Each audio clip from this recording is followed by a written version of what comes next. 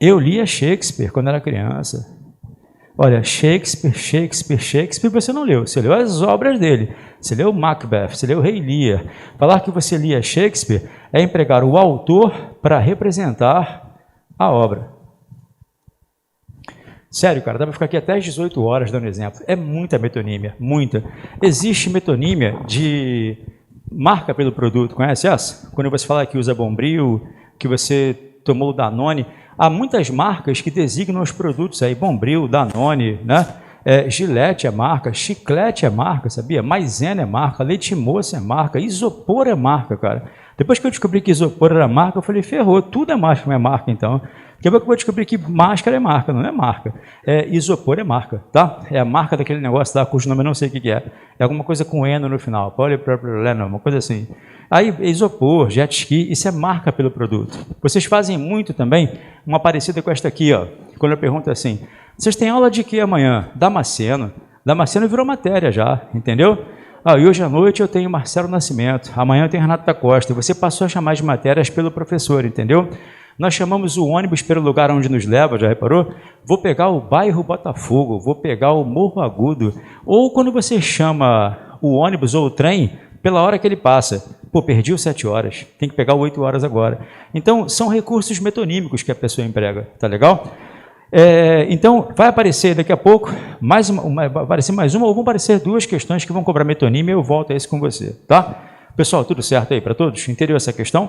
Então, como não houve a resposta eufêmico, que seria a melhor resposta de fato, ele deu aí a resposta metafórico, tá?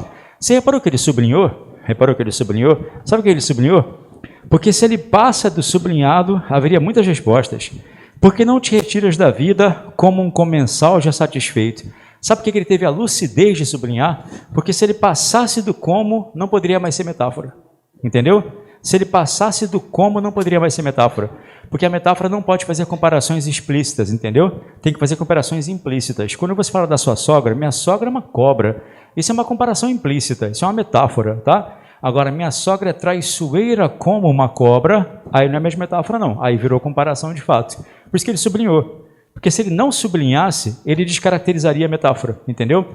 A metáfora não pode evidenciar a comparação, você entendeu? Se você fala assim, ó, minha sogra é uma jararaca, metáfora. Ela não é uma jararaca de fato, por pior que ela seja, tá? Agora, minha sogra é venenosa como uma jararaca, comparação. Se aparecer o conector comparativo, eu descaracterizo a metáfora, entendeu? A metáfora tem que ser sutil. O amor é um fogo que arde sem se ver, metáfora. O amor é como um fogo que arde sem se ver, comparação. Não pode haver conector comparativo na metáfora.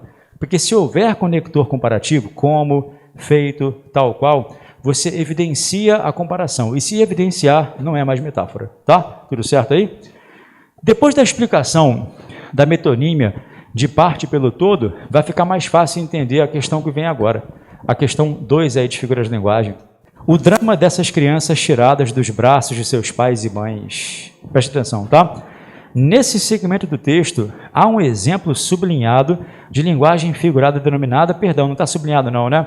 A parte sublinhada é braços, tá? Braços. Eu não lembro se era braços de pais e mães, mas o que importa é braços, tá? Preste atenção. Quando eu falo assim, vamos lá, quando você fala assim, eu queria que aquela pessoa viesse para os meus braços, não é só para os seus braços, você aqui é para o seu corpo todo, concorda? Então os braços simbolizam você empregou a parte pelo todo, isso é metonímia.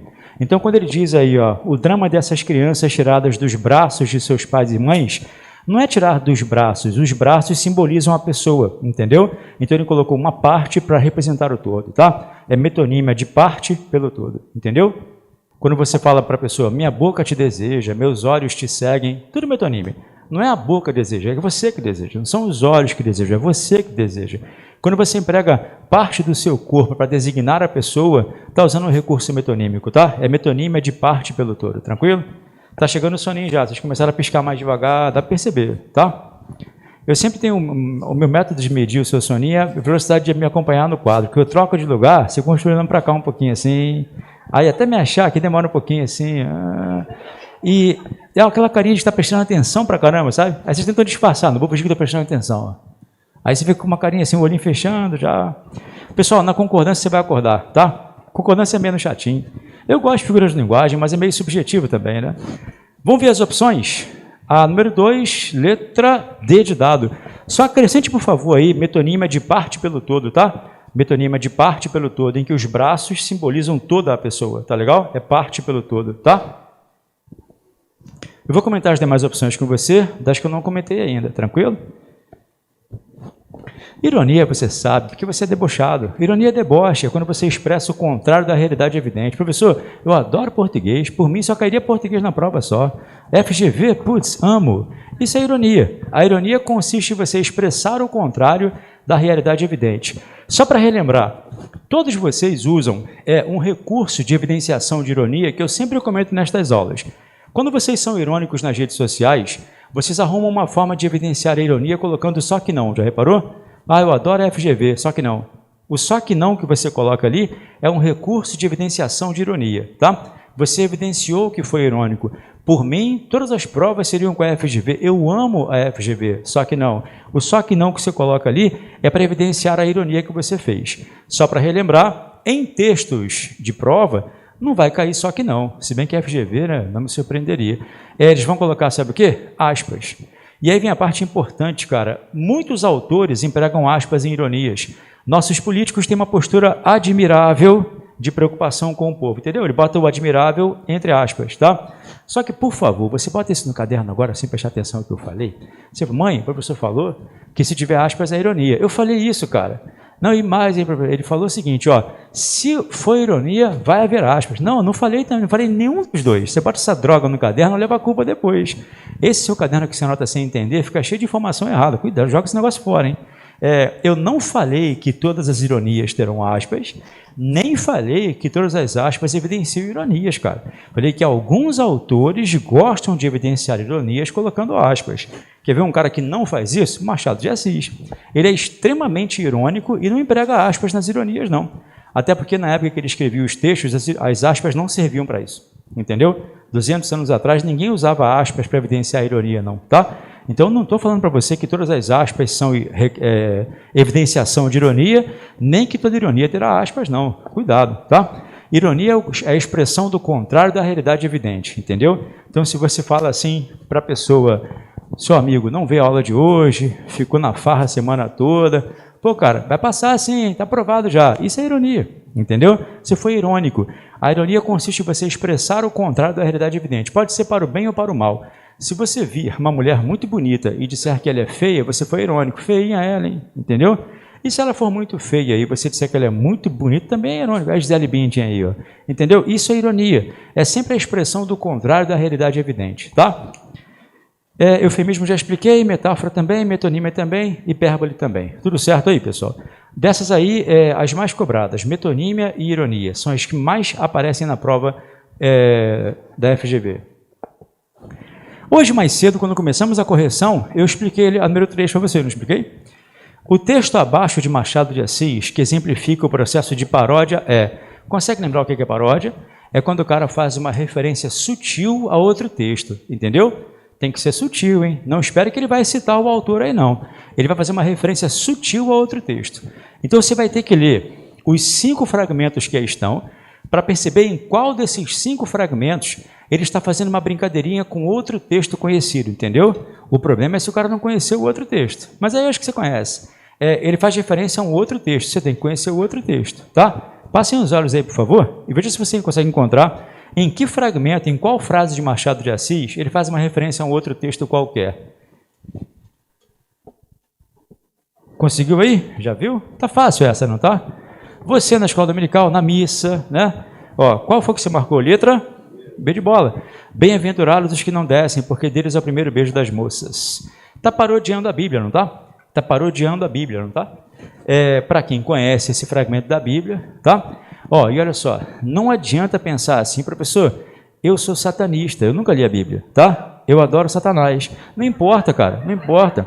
A banca nunca vai considerar que isso é um recurso. Seria como se você dissesse naquela prova que caiu Getúlio Vargas, professor, ninguém falou que ia cair história na prova, eu estudei português, entendeu? Eles não vão considerar, porque eles consideram que ter conhecimento de frases bíblicas, pelo menos as mais famosas, não é um conhecimento direcionado a quem é cristão, é um conhecimento de mundo, concorda?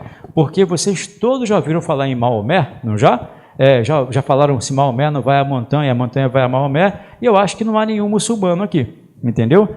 Todos vocês já ouviram falar em Buda já, e não acho que não é um budista aqui. Ou seja, não é porque você não professa aquela religião, ou porque você não leu aquele livro, que a banca vai considerar que não pode cobrar aquilo. Eles vão cobrar. A Bíblia cai direto na prova. Fazem muitas menções à Bíblia, entendeu? Muitas menções, tá? E, sinceramente, é mais fácil, concorda? Porque se ele começar a citar Machado de Assis, Shakespeare, Gabriel Garcia Marques, como já citaram, já colocaram, ó, a queda do presidente é a crônica de uma morte anunciada. Isso é uma paródia muito sutil, cara. É uma paródia de um texto de Gabriel Garcia Marques que pouca gente conhece. Eles pegam meio pesado. E eu falei, se acontecer com você, pesquise e vai se informar, tá?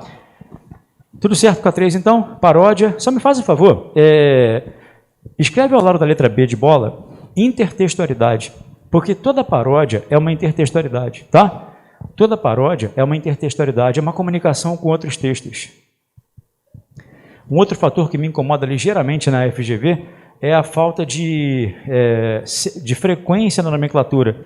Às vezes chamam de paródia, às vezes de intertextualidade, às vezes de comunicação com outro texto, tá? Toda paródia é uma intertextualidade, tá? Só um detalhe, toda paródia é uma intertextualidade, mas nem toda intertextualidade é uma paródia.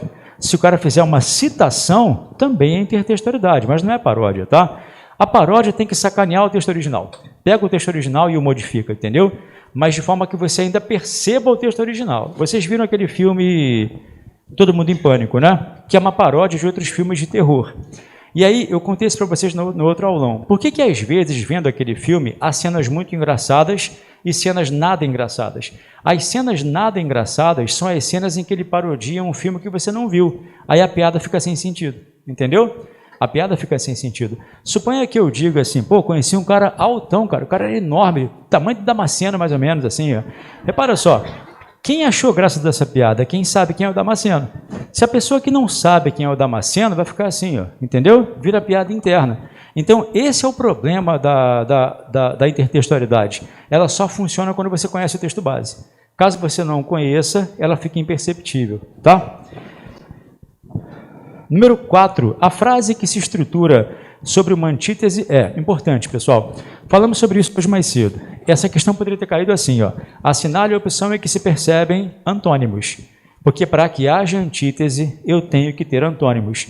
Só que sendo a FGV, quando eles fazem antítese, eles não botam antíteses óbvias do tipo alto e baixo, claro e escuro. Eles fazem a antítese contextual, entendeu? Eles fazem a contraposição contextual. Eles fazem, olha que bizarro, metáforas antitéticas, entendeu? Por exemplo, ó, a minha vida que outrora foram um mar de rosas, hoje tornou-se um pesadelo. Entendeu? Mar de rosas e pesadelos é uma antítese, concorda? No contexto, simboliza uma vida boa ou uma vida ruim, entendeu? Então, cuidado, tá? A frase abaixo que se estrutura sobre uma antítese você vai ter que procurar a opção em que há antônimos. Essa questão vai travar um pouquinho a sua mente, tá? Ainda mais com soninho pós-almoço, quer ver, ó?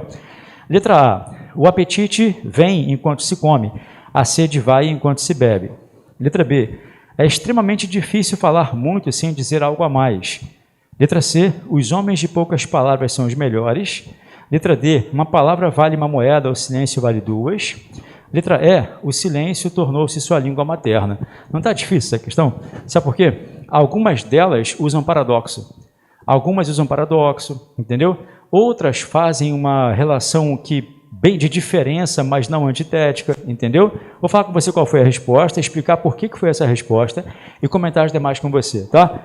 Concordo com a banca 90%, tá? A banca deu como resposta a letra D de dado. Entenda por quê. Ela faz uma referência entre falar e o silêncio, entendeu? Ela faz uma antítese entre o pronunciar-se e o ficar calado. Vê se não faz, olha só. Uma palavra vale uma moeda, o silêncio vale duas. Qual é a oposição aí? A oposição está entre a palavra e o silêncio, entendeu? Sabe qual é a contraposição aí? Falar e calar-se. Falar e calar-se. Falar e calar-se são antônimos, não são? Falar e calar-se são antônimos. Só que ele não colocou falar e calar-se, ele colocou uma palavra vale uma moeda, o silêncio vale duas, entendeu? Então, primeiro passo, entender por que é AD. Vou comentar os demais já já, tá? Ele fez uma antítese entre o falar e o não falar. Uma antítese entre o falar e o calar-se, tá? A palavra simboliza o falar e o silêncio simboliza o calar-se. Tudo certo, pessoal? Se você perguntar a qualquer pessoa qual é o antônimo de calar-se, ela vai dizer falar. De fato, calar-se e falar são antônimos, né? Só que elas foram simbolizadas por outros termos aí. Opção por opção, pessoal. Eu acho que essa questão ela é um pouquinho criticável e a FGV era um pouco contraditória, porque na letra A, tudo bem, comer e beber não são antônimos. Comer e beber não são antônimos, né? Mas observa, ele fala vem e vai. Não fala vem e vai? Olha como é que eles são sacanas. Em outra questão que nós já fizemos, eles deram vem e vai como antônimos. Entendeu? Em outra questão que nós já fizemos hoje aqui, eles já deram vem e vai como antônimos. Isso prova como eles são meio contraditórios, reparou? Em outra questão que nós mesmos já fizemos hoje aqui, eles deram vem e vai como antônimos, né? Vamos lá. O apetite vem enquanto se come, a sede vai enquanto se bebe. Bom, há uma relação antitética aí entre vem e vai, a banca desconsiderou, é FGV, não tem muito o que explicar, a culpa é deles, não minha. Agora, apetite e sede não são antônimos, né? Comer e beber também não, tá?